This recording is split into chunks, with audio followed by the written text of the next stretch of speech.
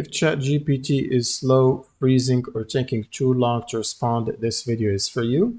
So the first thing you'll need to do to fix that problem is on your browser, on the page where ChatGPT is open, hold down Control, Shift, and press R to perform a hard refresh.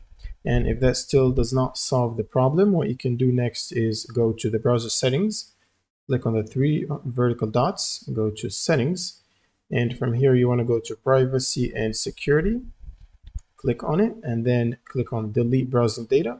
Now make sure cookies and other site data is checked, as well as the cached images and files, at least these two. Now for the period, you want to select all time and then click on delete data.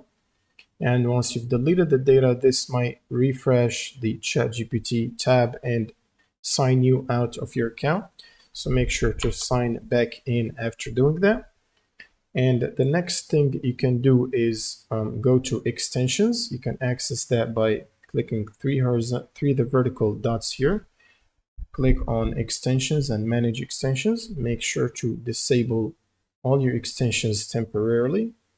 And then you want to go back to the ChatGPT page and refresh it and test if ChatGPT performance has improved after doing these steps. And the last thing you can do is basically open up the task manager, right click on the taskbar and click task manager. And in here, you want to monitor and close any apps running in the background that might be resource extensive on your computer or your device, which can slow ChatGPT noticeably. So make sure to close them and then come back to the browser and refresh the page.